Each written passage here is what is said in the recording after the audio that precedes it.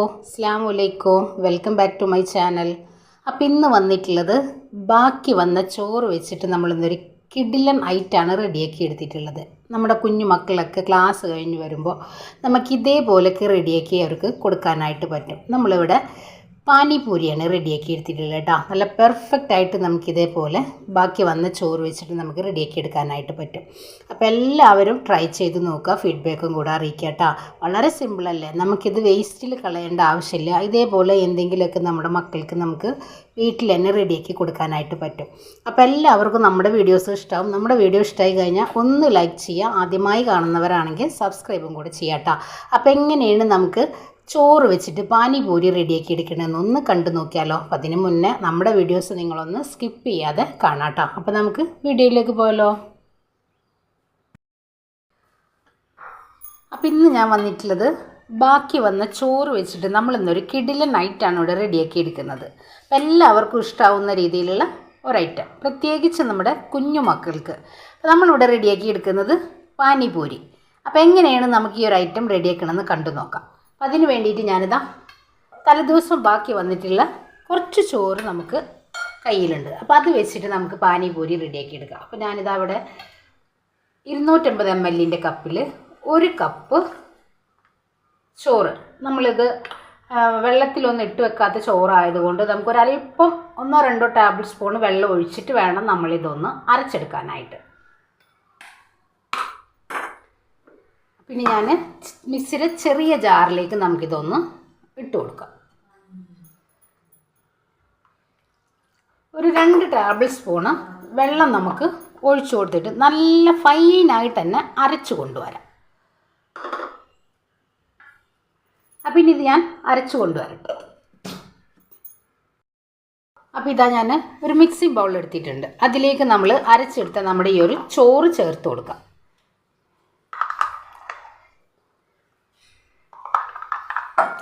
നല്ല ഫൈനായിട്ട് തന്നെ നമ്മൾ അരച്ചെടുക്കാം കേട്ടോ.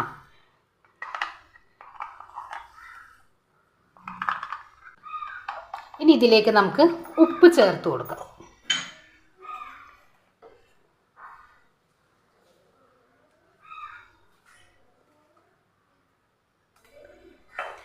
നന്നായി ഒന്ന് മിക്സ് ചെയ്ത് എടുക്കാം.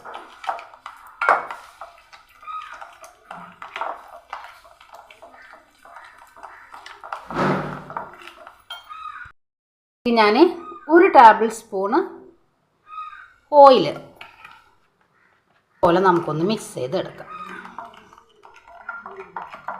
ഇനി ഇതിലേക്ക് ഒരു 1/2 ടേബിൾ സ്പൂണ് റവ ചേർത്ത് കൊടുക്കാം.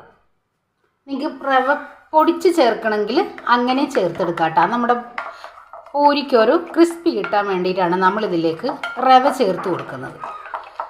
ഒരുപാട് ചേർക്കണ്ട, വളരെ കുറച്ച് നമുക്ക് ചേർത്തെടുത്താൽ മതിയാവും. നമ്മൾക്ക് കുഴച്ചെടുക്കുന്ന പരുവത്തിന് ഒരു ഡോ ആയി കിട്ടുന്ന വരെ നമ്മളിതിലേക്ക് എന്ത് ചെയ്യാം, മൈദ ചേർത്ത് കൊടുക്കാം. ഞാനിപ്പോൾ ഇവിടെ നമുക്ക് കണക്കൊന്നും പറയാൻ പറ്റില്ല, നമുക്കിതിലേക്ക് ഒരല്പം മൈദ ചേർത്തിട്ട് നമുക്കൊന്ന് കുഴച്ച് നോക്കാം.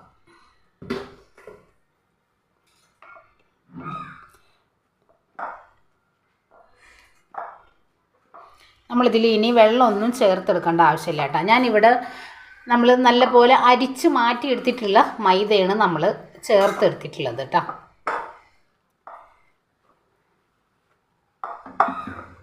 ഇനി ഇത് കൈ വെച്ച് ഞാൻ നല്ലപോലെ നമുക്കൊന്ന് കുഴച്ചെടുക്കാം. നമുക്ക് നല്ലൊരു ഡോ ആക്കി എടുക്കാം. ഒരുപാട് വെള്ളം ഇനി ഇതിൽ കൂട്ടിയെടുക്കുക അങ്ങനെയൊന്നും ചെയ്യരുത് കേട്ടോ. ചെറിയൊരു ഈ കയ്യിലൊക്കെ ഒട്ടുന്ന ഒരു പരുവത്തിന് വേണം നമ്മൾ ഈ ഒരു ഡോ റെഡിയാക്കി എടുക്കാൻ വേണ്ടിയിട്ട്. അപ്പോൾ ഇനി നമുക്കിതൊന്ന് കൈ വെച്ച് നല്ല പോലെ ഒന്ന് മിക്സ് ചെയ്ത് എടുക്കാം. അപ്പോൾ ഇതാ നമ്മൾ നല്ല പോലെ കുഴച്ച് നല്ല സോഫ്റ്റ് ഒരു ഡോ ആക്കി എടുത്തിട്ടുണ്ട്. കണ്ടില്ലേ, നമ്മളിതിലൊട്ടും വെള്ളം ഒന്നും ചേർത്തെടുത്തിട്ടില്ല കേട്ടോ. ഇനി നമുക്കിത് റെസ്റ്റ് ചെയ്യാനായിട്ട് വെക്കേണ്ട ആവശ്യമില്ല. നമുക്കിത് കൗണ്ടർ ടോപ്പിലിട്ടിട്ട് വലിയൊരു ഇതിലൊന്ന് പരത്തിയെടുത്ത് നമുക്കൊന്ന് വെട്ടിയെടുക്കാം. പിന്നെ നമുക്കിതൊന്ന് പരത്തിയെടുക്കാം. ഞാനിതവിടെ ചപ്പാത്തി കല്ലിൽ ഒരല്പം പൊടി തൂവി കൊടുത്തിട്ട് നമുക്കൊന്ന് പരത്തിയെടുക്കാം. ഒരു കുഴൽ വെച്ച് ഒന്ന് പരത്തിയെടുത്ത് നമുക്കൊന്ന് വെട്ടിയെടുക്കാം. ഒരല്പം പൊടിയൊന്ന് തൂകിയെടുക്കാം കേട്ടോ.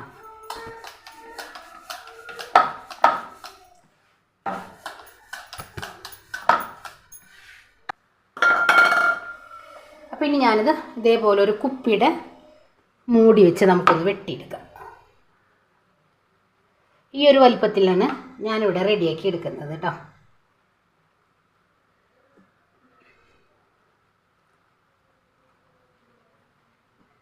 ഒരുപാട് തിന്നാക്കി എടുത്തിട്ടില്ല.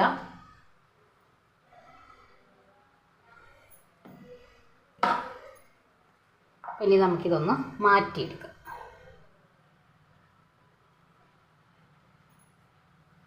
ഇനി നമുക്കിതൊരു പ്ലേറ്റിലേക്ക് നമുക്ക് മാറ്റി കൊടുക്കാം.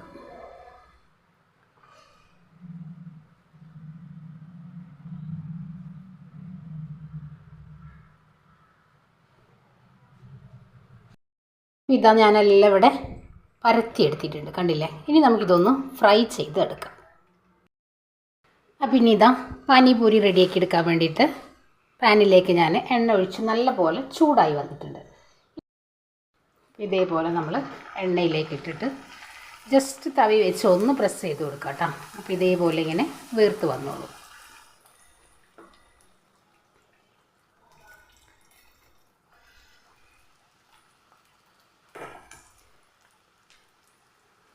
രണ്ടെണ്ണോ മൂന്നെണ്ണോ ഒക്കെ ആയിട്ട് നമുക്കിട്ടിട്ട് ഫ്രൈ ചെയ്തെടുക്കാം. ചെറുതല്ലേ, ഒന്ന് പ്രസ് ചെയ്ത് കൊടുത്തു കഴിഞ്ഞാൽ എല്ലാ വശവും ഒന്ന് പൊന്തി വന്നോളും.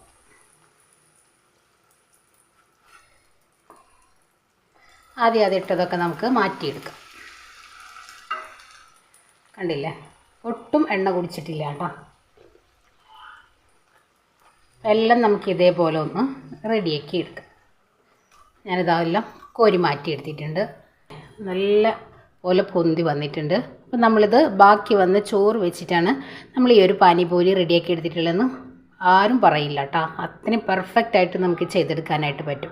അതേപോലെ നമ്മുടെ കുഞ്ഞു മക്കളൊക്കെ ക്ലാസ് കഴിഞ്ഞ് വരുമ്പോൾ നമുക്ക് അവർക്ക് ഇതേപോലുള്ള ഐറ്റംസ് എല്ലാം കഴിക്കാൻ ആഗ്രഹം ഉണ്ടെങ്കിൽ നമുക്ക് ഇതേപോലെ ചെയ്ത് കൊടുക്കാം കേട്ടോ. അപ്പോൾ ഞാൻ എല്ലാം ഒന്ന് കോരി മാറ്റിയിട്ടുണ്ട്, നിങ്ങൾക്ക് കാണാൻ കഴിയും, കണ്ടില്ലേ. ഒട്ടും എണ്ണ കുടിച്ചിട്ടില്ല കേട്ടോ. അപ്പോൾ നമുക്കെല്ലാം ഒന്ന് ഫ്രൈ ചെയ്തെടുക്കാം. അപ്പോൾ ഇതാ നമ്മൾ ബാക്കി വന്ന് ചോറ് വെച്ചിട്ട് നല്ല പെർഫെക്റ്റ് ആയിട്ടുള്ള പൂരി നമ്മളിവിടെ റെഡിയാക്കി എടുത്തിട്ടുണ്ട്, കണ്ടില്ലേ. ഇനി നമുക്കിതിൻ്റെ ഉള്ളിലേക്ക് നമുക്ക് എന്ത് ഫില്ലിങ് വേണമെങ്കിലും നമുക്ക് ഇതേപോലെ വെച്ചിട്ട് കഴിക്കാം കേട്ടോ.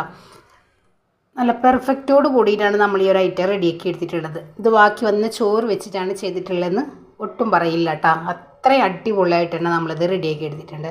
അപ്പോൾ എല്ലാവരും ട്രൈ ചെയ്ത് നോക്കുക, ഫീഡ്ബാക്കും കൂടെ അറിയിക്കുക. അപ്പോൾ ഇൻഷാ അല്ലാഹ് നാളെ മറ്റൊരു വീഡിയോ കാണുന്നവരെ അസ്സലാമു അലൈക്കും.